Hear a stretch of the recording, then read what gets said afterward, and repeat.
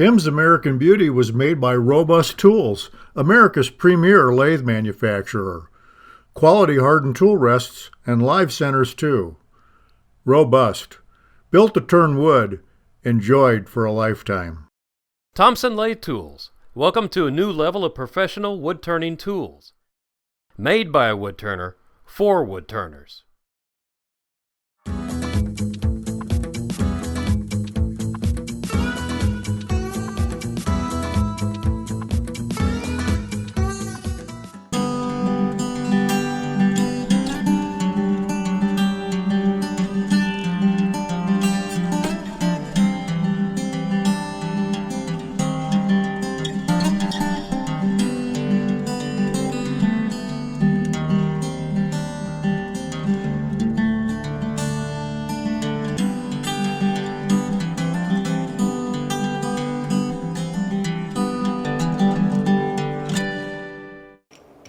This has got to be one of the simpler things I've made, and I can't put it down and stop playing with it. And everybody I've shown it to has fun with it also. It has no function other than just a gizmo. It's a threaded nut and bolt. And turners have been making these for a while, and the whole idea was to teach you how to make the threads. Now you can hand chase them. There's a couple tools that will make the threads, things like that. But there's some stuff out there that makes life easier, and I always think if I can get something that'll make my life easier, I'm going to use it. So the guys over at lathejigs.com, we'll show you the real thing in a second, sent me an evaluation unit of the Easy Threading Pro jig.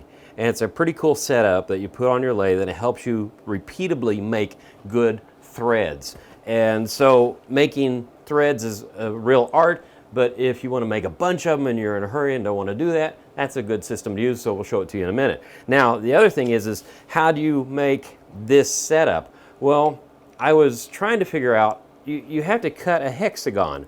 You don't want to sand this, make it round stock and then sand it later because you won't be as accurate. So cutting a hexagon, I thought, well, that's simple. I'll just go to the bandsaw. I read online that to make a hexagon, you need a 30-degree angle, right? Well, if you do a 30-degree angle cut out of square stock, you wind up with a weird-shaped hexagon. And so I'm not a real math guy, and as my wife pointed out, you're also not a geometry guy because that's what this is all about. So I thought, okay, let's do 45-degree cuts. Well, then I wound up with a stop sign, basically. I wound up with 8 sides. Well, that's not going to do it because that's not what a nut and bolt looks like. It's 6-sided. So I kept thinking, I think there's got to be an easier way. So I'm looking on the web, and I found a guy, and his name is Bill Sullivan, and he'd written an article on doing nuts and bolts. And the thing I thought was interesting, he went, oh, let's do this the simple way. And he said, just go online and find yourself clip art hexagon. Print it off, cut it out, and then you take it onto your piece of wood. Whoa! I'm dropping stuff. And just simply, he said, just glue it to the wood. Well, I'm going to outline it here in a second. And by doing that, then you just go your bandsaw and you make sure you cut on those marks, and you got a perfect hexagon. There's math behind this, and I'm sure somebody smarter than me can tell you what it is, but I don't understand it. So I'm going to do it the easy way. And speaking of easy, let's get my cheaters on so I can see what I'm going to do. I wish, if anybody knows anybody at the Sharpie company, maybe they could become a sponsor because I use this all the time. I'm trying to find a hexagon right now that fits. There we go. See, the whole idea is find yourself, print off several different sizes. You can just make them a little bit bigger. I was using Word program to do that. But anyway, Sharpie, I thought, how am I going to make marks on dark wood? This is Cocobolo. Well, Sharpie makes these really cool silver and gold colored pins. Now, is that handy or what? So I'm just going to make all my marks here. Whoops. Well, there we go. I'm going to make one over here. Big fingers. There we go. There. Now we know our cut points. Isn't that easy? Now, following my theory of no math, since I have this drawn on here, and that does show my error in my ways, by the way. This is a square piece of stock. It's 2 inches by 2 inches. And look how much I have to waste to get into a square hexagon. I guess that's a right term. Anyway, I'm going to take this like so, and then I'm going to come down here, and I'm going to just bump the guide here until I'm right on that line. So come back a little bit, and when that line's right on the blade now, then I know I'm wide enough in the right spot. There you go. You do need to be accurate on this to a point because the aesthetics of just seeing that bolt as a bolt is the coolest part. Well, the threads are cool too, but anyway. That's close enough for jazz right now. Okay, so just make sure you cut the right side of this. So I got to put it this way because I'm going to cut that little bit off. Turn this on. And we're going to use all of our feeding sticks that we have. Keep this going in, like so. I'll start it by hand first. There we go. Now it's in. Now we'll go with this. I have to keep pressure from the top so it doesn't ride up, but pressure from the side too so it doesn't curve out on me. And cocobolo has a really distinct smell. It's kind of like cinnamon. I love working with it. Now I can come over here and use my hand to guide it out.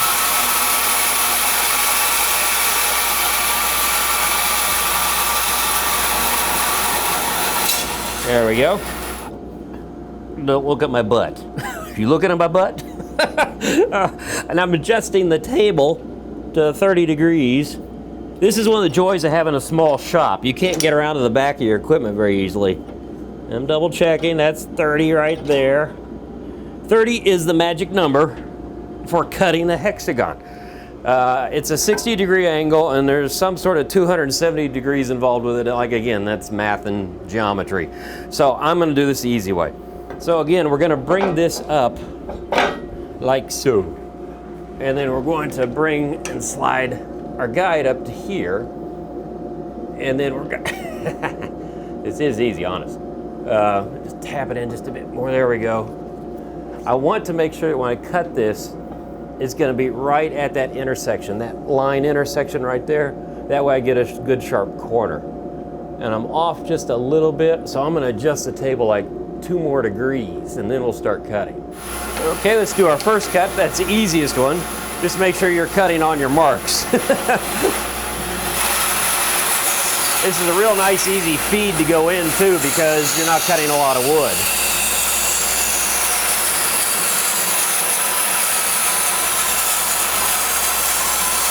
Almost through. There we go. You can see I was right on my mark there. Whoop. Get that out of the way. Now, the next thing you have to do that's really important about this is make sure that you take it like this, turn it over, and now you're gonna make the next cut. So you can actually see down here on the bottom, I did the lines on both sides just so I can make sure that I was watching what I was doing when I was doing what I was doing. Right, you got that. Okay, cut number 2.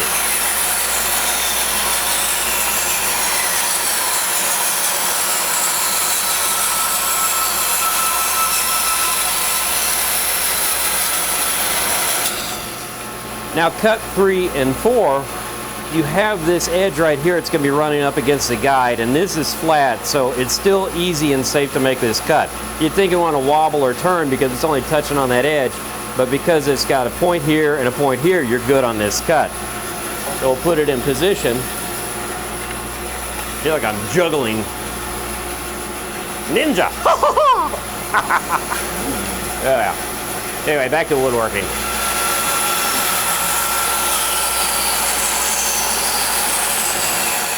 Now I've mounted the nut blank on the lathe, and in my hand I have the bolt blank. And it's kind of fun with a hexagon. Finding the center is pretty easy. And then I used a punch to make a little dimple on either end, so when I put this on my drive center and my live center, it centers up and it goes really well. You want to be as centered as possible because you want to keep the aesthetics of that hexagon centered, not off and wacky looking. Anyway, I could have shown you, I did cut this into 2 inches. This blank is 4 inches, and I could have shown you that, but this is not the bandsaw diaries, it's wood turning, so you know how to do those cuts. I need a parting tool. And you can see I've been spinning the lathe and nothing is touching, and that's a good height. I want to put a tenon on the end of this because we have to use a chuck for this project. And that's the only way you can do the threads is by using a chuck. So we're going to part in and come in the width of the blade again, so I have about a 1/4 inch tenon there. And now behind me I have my calipers, and I set them to 1.5 inches because I need the minimum tenon I can make is 1 3/8 inches for the jaws I'm using. So I'm going to come in here and measure this. I hit it perfectly. Well, so much for having to use this. Sometimes you're just good. Okay, anyway, we're going to get my little bedan that I have the angle on that you're all familiar with. That'll help me do the dovetail on my tenon. Come in here. I'm just going to wiggle the handle over to the side a little bit. Now I have my tenon. So the next step is we're going to mount that in the chuck. I'm going to show you how you start getting ready for making the threads. Now I've mounted a Jacob's chuck. I've been talking a lot this morning. A Jacob's chuck with a 1-inch Forstner bit in there.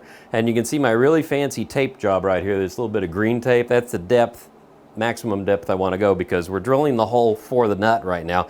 And I don't want to go into the tenon there, because if I do that, it'll weaken the whole hold.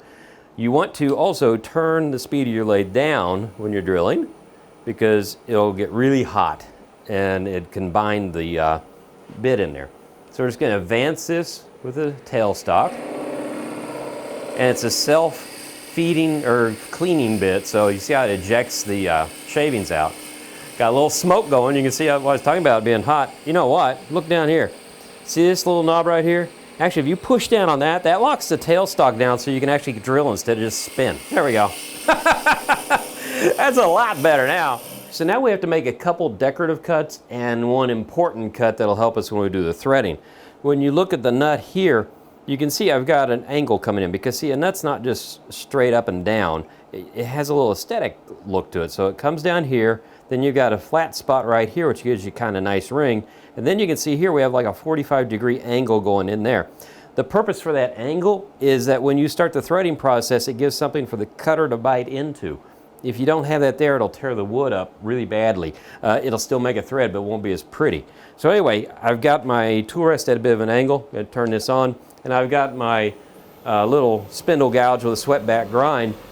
You're going to be cutting air, so you want to make a cleanest cut as possible. So I'm kind of grabbing this hard so it won't escape back on me.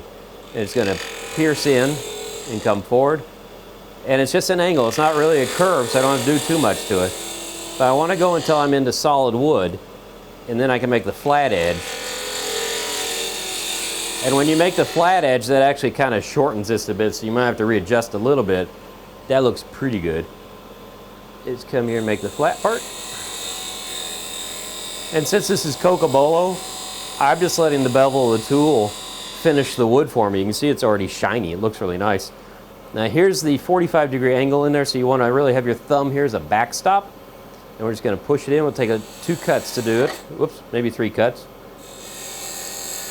It has to be significantly large enough that it'll make a difference. There we go. So that's probably a 1/16 of an inch, maybe an 1/8 of an inch. Okay, that looks good.